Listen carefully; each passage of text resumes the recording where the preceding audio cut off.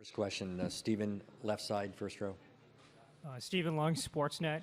Kawhi, I'm just curious about, can you take me back to first memories of when you first played in the finals? Like what kind of nerves there are there, and if you still feel any of those right now? It's just anxiousness, wanting to get to the game and play. And I was young, my first finals, 20, probably second year in the league, and not knowing really what to expect. But after that, going into my second one, you pretty much know what to expect. And we were playing the same team, but it's still the same. It's the same basketball game. It's 5-on-5. Still two hoops. So you just got to go out there and play hard and live with the results. Back in the right side, way in the back. Kawhi, Jordan Fontaine, Rogers Sportsnet. Just wondering, before coming to Toronto, your impressions of Toronto as a basketball city, and now having played and lived here, have those impressions changed at all? Now you get to see how it is every day, or, for 41 games. Before you come, their crowd does come out when you're playing here on the road, but I also was on the West, so I only played them once a year. And, like I said, now I'm here for 41 games during the regular season. You get to live in the city, see how, if guys or girls wearing hats, jerseys, how much support is really around the city. And, now in the playoffs, you get to see everybody outside the arena and seeing how, excited they are for the game and how much support is there too. So, it's been an exciting year. Just those, that's what pretty much changed for me, just being able to see it visually. And, like I said, I'm in and out during the regular season. Second row on the right, Mark. Kawhi, Mark Schwartz, ESPN. Draymond Green recently called himself the best defender of all time. You're right there with him, and you have as many all-defensive appearances and first team as he does. I'm wondering if you could compare yourself on defense to him and talk about what it is that gives you so much ability on that side of the ball. And I think he should feel that way about himself. You have to come in these games confident and, know what you could do on the floor. But, I don't know how to just compare myself against him. I don't really do that. Just for myself and what I bring to the game, I guess we both bring, we could switch, 1 through 4, 1 through 5 on the floor. Both bring energy to the game. We want to play defense. We want to stop the player in front of us.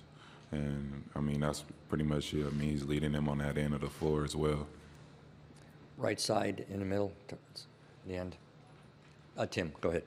Tim Reynolds with the AP. Kawhi, kind of along the same lines as Mark's question, because you are such a good defensive player, such a great defensive player, how much does that help you on the offensive end, prepare for a game, prepare for a series, and as you try to work through figuring out what the Warriors are going to do, try to do against you in certain situations?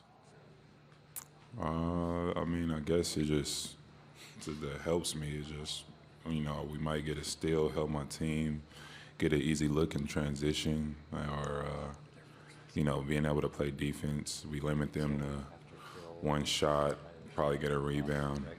Come down offense again with some pace. So I guess that helps.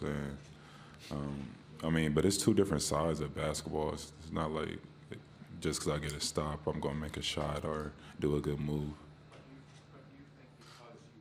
Because you have such an understanding of the defensive end, do you think that helps you out as an offensive player when you try to figure out what Andre is going to do against you, or what Clay or what Draymond, whoever's in front of you at a given moment? Not really. I've never really thought of it that way, but maybe. There's good offensive players that are not good defensive players either, or, the other way around. Good defense, not a good offense. So I think it just really comes to being smart and just being in those situations before and just knowing what's going to happen. Going through years of playing and seeing defensive schemes or offensive schemes, and it pretty much helps you watching film and seeing, how they guarded other guys or me in the past. Same area on the right side. Go to Phil. Hey, Kawhi. Phil Barber, Santa Rosa Press, Democrat. I think most coaches and players in this league would put you amongst the very best players in the NBA, but you don't. You probably don't have as much popular fame as some other guys like LeBron and Steph Curry.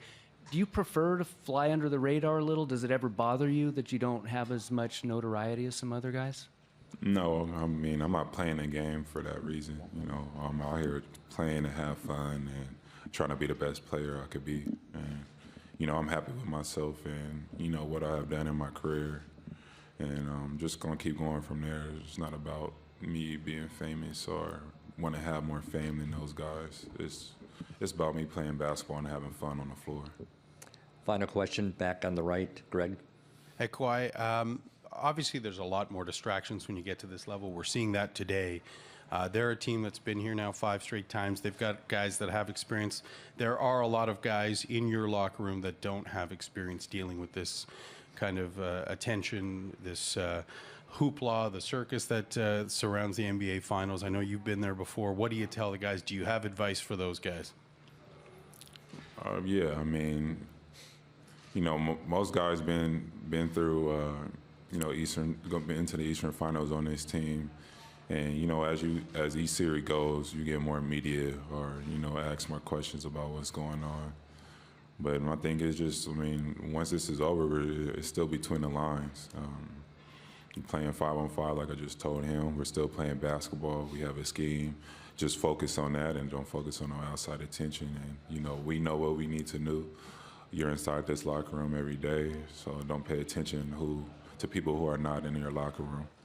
The last 4 years, honestly, they've been knocking on the door. You always, you know, keeping up with what's going on in the other conference, you know, through every playoff run and chase. And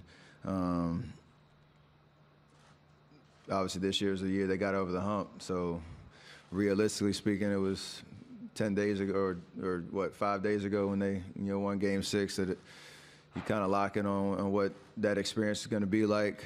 1, starting on the road in the finals. 2, playing, you know, against a different team other than Cleveland, because Cleveland and the finals are, you know, pretty synonymous for us with our experience. But I would say just this entire year has been, you know, kind of wild for us, chasing the same goal, but doing it, you know, with a lot of noise around us. And to be able to start, you know, here in Toronto against a different opponent in our 5th, you know, straight finals creates a great edge for us. And I like the energy that we're coming in with for Game 1. Miriam Medaya from CBC Radio Canada. To follow up on what you just said, what is your mindset coming in and playing the first 2 games ever finals outside of the United States here in Toronto? Honestly, that didn't really come into play for us. We've been here before. We understand the hoopla and the pandemonium around the finals and how different things are when it comes to just the schedule and the vibe. So we've seen a lot, and we'll be ready for it. It's just kind of got to get settled in, you know, early. We know the crowd's gonna be crazy, and for us, it's a great opportunity to go out and, you know, just give her 110% and figure it out. And for your family, what does it mean to be back here? It's special. I talk about it every year. My dad having played here for 3 years. This is where he retired. Back in 2002, I lived here for a couple years, went to school out here. So my wife grew up in Markham, right down the street. So a lot of family history and a lot of, you know, that side of the family still lives here. So I look forward to coming back here every regular season and now to be in the finals. Something I've honestly been looking forward to if they ever, you know, made it. So it's here and going to enjoy it. Right side, 5th row, Tim. Steph, Tim Reynolds with the AP. What is sort of makes Kawhi so maybe more difficult to defend now than he's ever been before? And to that end, what sort of a comfort is it knowing that at any time you guys have an Andre or a Clay or a Draymond who can be in front of him whenever you guys choose to match up however you will? I mean, he's tough. Obviously, he's been playing amazing this whole playoff run and really all season. He's always at his own, you know, pace and never seems to get rushed or be in a hurry. he's obviously physically gifted and strong and can get to his spots. But he's become a really good shooter. When he gets even off the dribble, getting to a spot, rising up. And his counters are pretty solid too. You take one thing away from him, he can shift directions, try to get a shoulder by you, and get into the paint. And he uses the entire floor really well. So for us, knowing, like you said, we have some beyond capable defenders to guard him. It's going to take on that one-on-one challenge. It's going to be important, but it's also, like we always say and what we always do when we're executing, at a high level is it's all 5 guys being on a string, being able to send help and rotate. And they have shooters as well that you got to be aware of. And as of late, the Milwaukee series, some guys got hot and played off Kawhi really well. So you want to make it as difficult as possible on him. And all the other guys who are helping and rotating, try to take away their threes and rebound the basketball and make him defend on the other end as well. Left side, 4th row, Kareth. Hi, Steph. Jeremy Lin shared his favorite memory of you. It was from back in the day. You guys were teammates. The Warriors were struggling at that time. You had gone through some injuries. And then before game 82, he said you rolled your ankle. So he joked he was expecting to start that game, but no, you came out to play. So a couple questions off that. Do you remember that, playing in that game 82? Do you have a favorite moment with Jeremy? And then what is the bond that forms between young players on a struggling team, and how does that carry forward? I vaguely remember that. When you say ankle rolls, I have to go through the whole Rolodex of 50 different times. So it's hard to pick out one. But I do remember him in the years that we played against him, or with him in Toronto. I mean, I'm all over the place. When we played against or played with him in the Bay. And so when he was there, my impressions of him is just how hard he worked and on a daily in practice. Challenging me, challenging other guards that we had, Clay, in terms of trying to make us better and establish himself as an NBA player. And like most of the world, is my favorite thing about him is his perseverance. I remember when can't remember exactly who came out on the court, but when he got waived in the middle of training camp and ends up in Houston, I think, and then ends up in New York. And obviously Linsanity takes over. It's not a lot of people that can, go through that many defeats, if you will, and still have the self-confidence that, whenever that opportunity does present itself, I'm going to take advantage of it. And, he's made an amazing career, out of that. So, and just him as a human being, he's a great dude that when you talk about guys on struggling teams trying to make it, that bond and that work ethic and just the attitude of we're just going to appreciate every opportunity we have to play basketball, that means a lot for sure. 2 more questions, front row, left. Hey, Steph. Mark Medina, Bay Area News Group.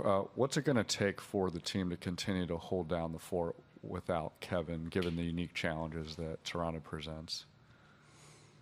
We just keep doing what we've been doing and doing it by committee. We've had amazing contributions from everybody on the bench that's come in and produced for us on both ends of the floor. So we're going to have to play smart. Myself stay out of foul trouble. Draymond continue to do what he's doing in terms of dominating both sides of the floor.